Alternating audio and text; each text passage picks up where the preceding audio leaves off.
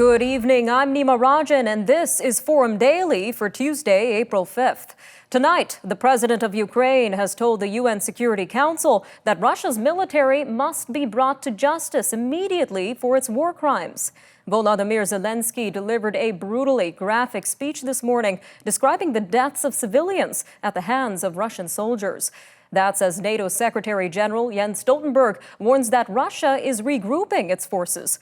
This in order to deploy them to eastern and southern Ukraine for what he called a crucial phase of the war. He's warning that more atrocities may come to light as Russian troops continue to pull back in the north.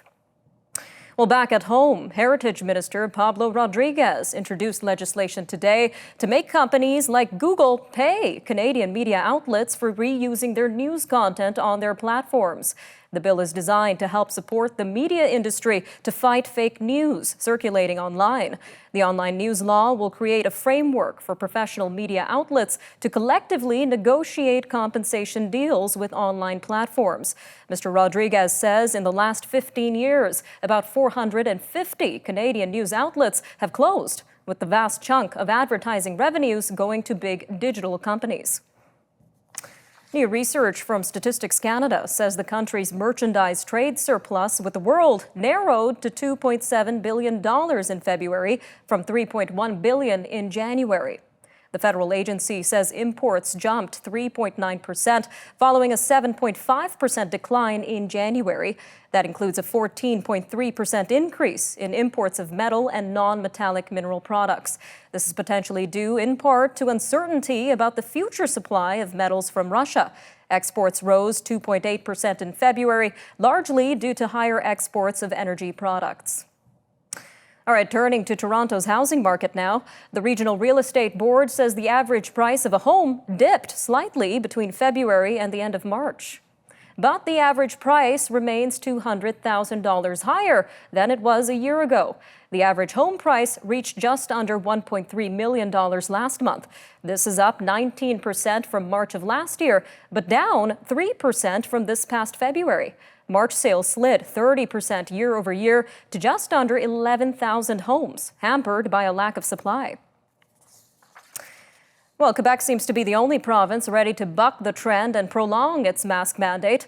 This comes as experts say face coverings are still an effective tool to limit the spread of COVID-19. Currently, only Quebec, PEI, and Nunavut still require masking in public places. Meanwhile, Ontario has seen a 30% rise in hospitalizations over the past week. But Premier Doug Ford says his province can manage what he calls a little spike in cases. Doctors in New Brunswick are calling on the provincial government to reinstate the use of masks in schools and childcare settings for the rest of the academic year. Well, back in Toronto, the police's Financial Crimes Unit has launched an investigation into former Unifor President Jerry Diaz. The unit is looking into allegations that Mr. Diaz accepted $50,000 from a supplier of COVID-19 rapid test kits that he promoted to members. Yesterday, Unifor announced it handed police money that a complainant turned over to the union after allegedly receiving the money from Mr. Diaz. Unifor says the complainant claimed they received $25,000 from Mr. Diaz that the union leader said was from the test kit supplier. Experts say if Canada wants to meet its climate change goals, it might need to spend upwards of $100 billion to upgrade its electricity grid. Reducing fossil fuel emissions will require the use of more electricity in everything from vehicles to the heating and cooling of homes. Some say Canada's electricity grid will have to double or even triple in size by 2030 to meet increased demand. But that new power will also have to come from clean sources in order not to add to the country's greenhouse gas emissions. Experts also say new interprovincial transmission lines will be needed to move clean power between the provinces. All right, moving to Alberta now, where researchers at the University of Calgary have found a possible link between fracking and increased risk for pregnant women living nearby and their babies. Fracking involves drilling and injecting large amounts of fluid into wells to extract oil and natural gas. The team found the rate of premature births increased significantly depending on the number of fracking sites within 10 kilometers of a person's home. And it says more research is required to find out why. A Halifax-based Canadian warship is on its way to the Caribbean to join a drug interdiction force. HMCS Harry de Wolf left its home port yesterday to join Operation Carib in the Caribbean Sea and Eastern Pacific Ocean. Stay tuned. We'll have more news from around the world after the break. Stay with us.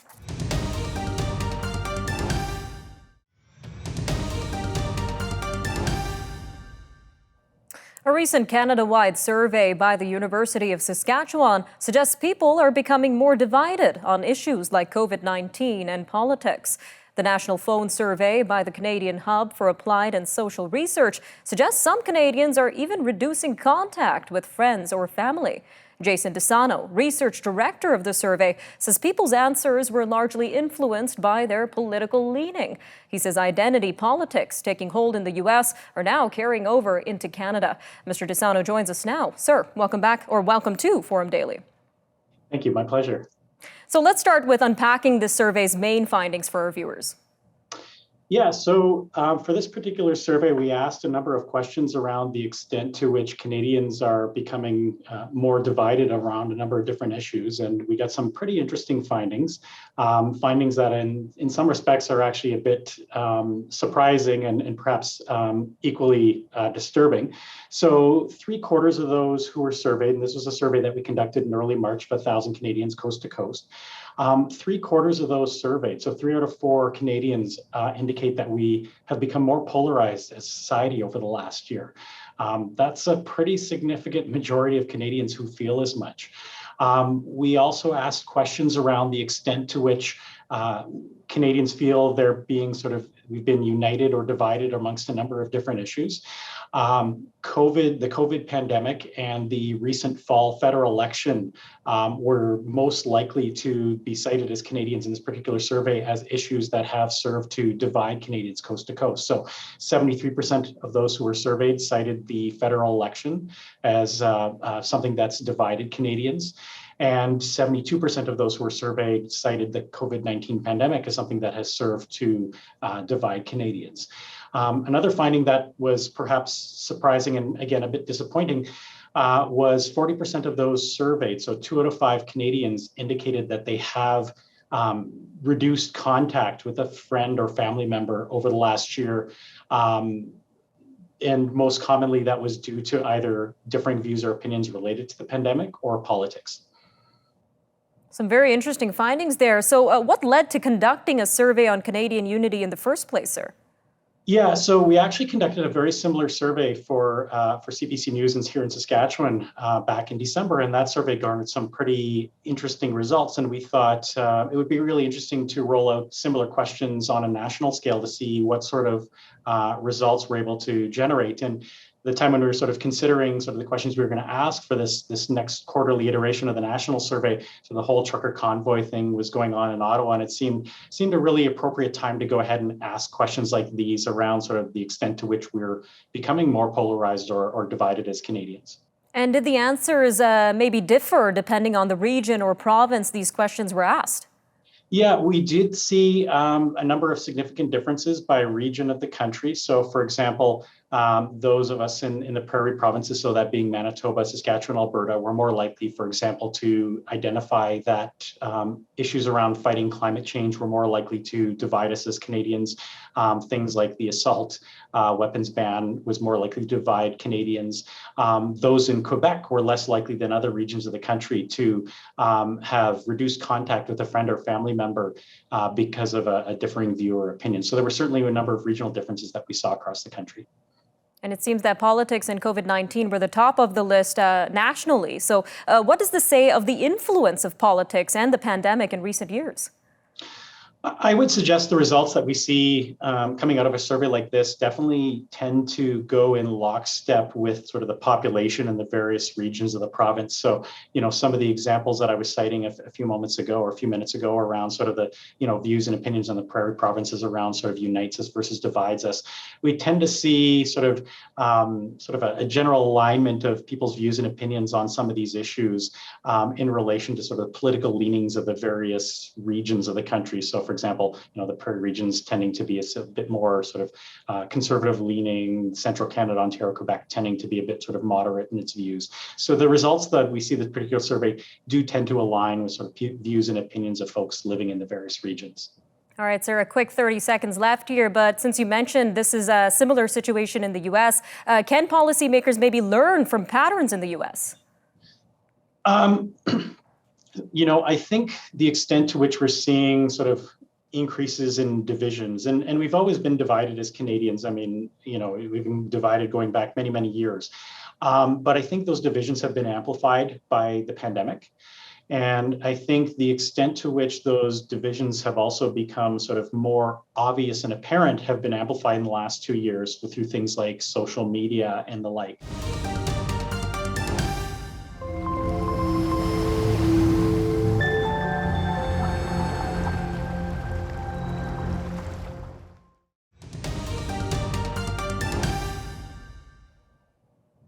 Edmonton's Archbishop says Pope Francis made it clear to bishops that an apology for the role the Roman Catholic Church played in the residential school system needs to be followed up with concrete action, especially at the local level.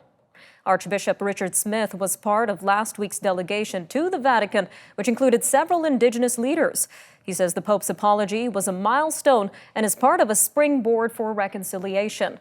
The Indigenous groups involved in the delegation also requested the Church provide reparations, return artifacts, and share any documents about residential schools. Well, joining us now to tell us what this apology means to Indigenous peoples in Canada is Mr. Bruce Allen, educator and support worker at the Indian Residential School Survivors Society. Sir, welcome to Forum Daily. Good afternoon. Now, the first residential school in Canada was opened in 1831, sir. So how has this long-awaited apology impacted Indigenous communities after over a century and a half of abuse at these facilities? Yes, I think that the Pope had several opportunities to apologize over the years.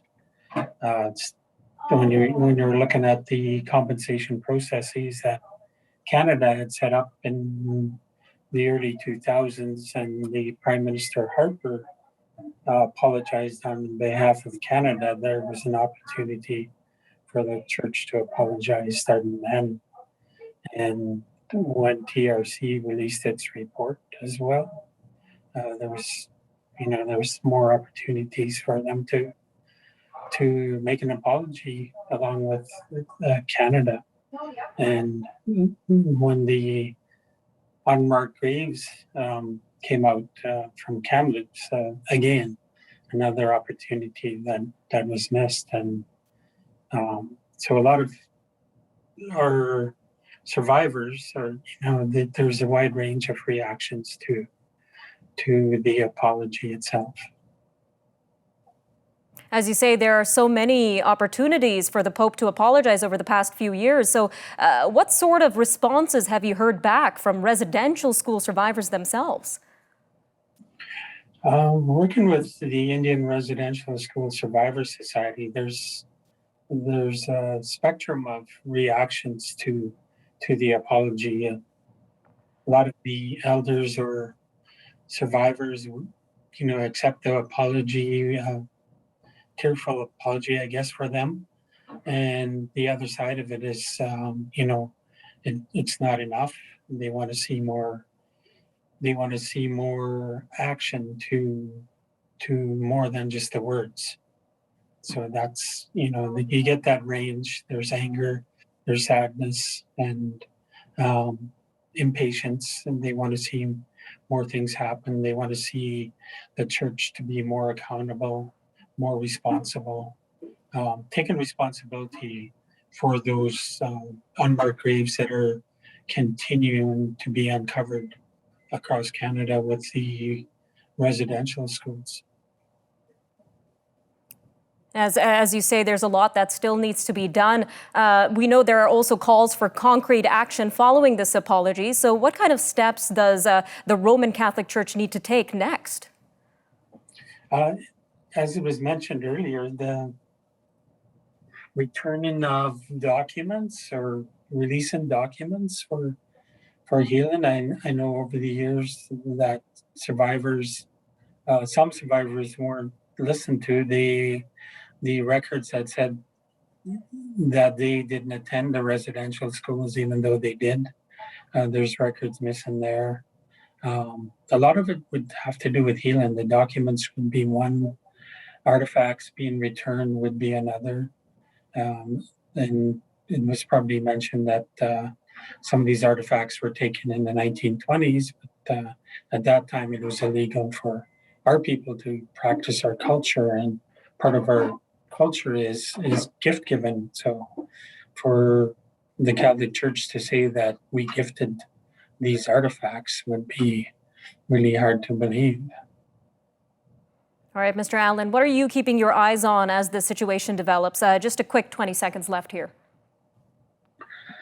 Just the release of the documents, and when the Pope does come to Canada, a more heartfelt an apology to the First Nations survivors of residential schools, and also to the intergenerational survivors who continue to feel the effects of the residential schools today.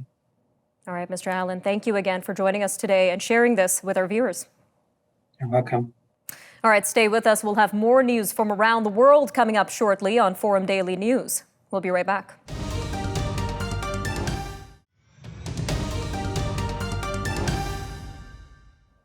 NATO Secretary General Jens Stoltenberg is rejecting Russia's claim that atrocities being revealed in Ukraine were staged.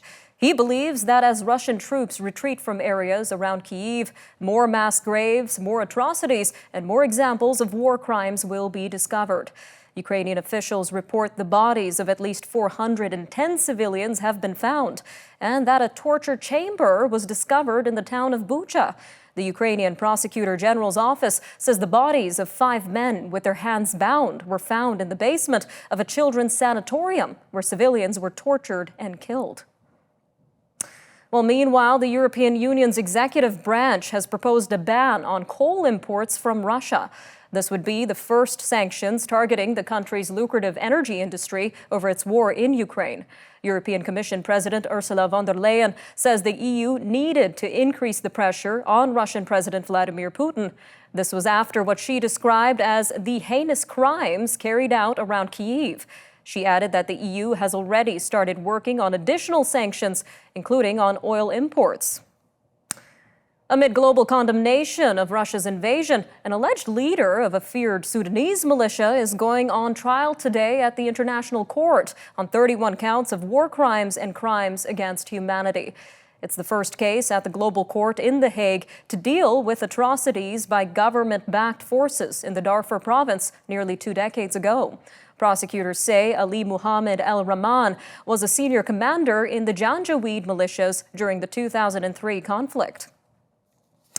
Well, all of this comes as a new report by the World Bank says disruptions to supplies of commodities, financial strains, and higher prices are among the shocks from the war in Ukraine, and that will slow economies in Asia in the coming months. The report, released on Tuesday, forecast slower growth and rising poverty in the Asia-Pacific region this year. Growth for the region, including in China, is estimated at 5%. This is down from the original forecast of 5.4%. The report says multiple shocks are adding to troubles for people and for businesses, and that governments whose finances have been stretched by the pandemic have less capacity to help. To the east now, a city official says the COVID-19 outbreak in China's largest metropolis of Shanghai remains extremely grim. This comes amid an ongoing lockdown, confining 26 million people to their homes. China has sent more than 10,000 health workers from around the country to aid the city. This is including 2,000 from the military, and it is mass testing residents, some of whom have been locked down for weeks. Concern is growing about the potential economic impact on China's financial capital. Shanghai recorded another 13,354 cases on Monday, with the vast majority of them being asymptomatic. Moving to Peru now, where President Pedro Castillo has imposed a tight curfew on the capital and the country's main port. This is in response to sometimes violent protests over rising prices for fuel and food. The president announced that people in Lima and Callao must largely stay in their homes all Tuesday because of acts of violence. These had included 4 deaths over the past week, the burning of toll stations, and some looting.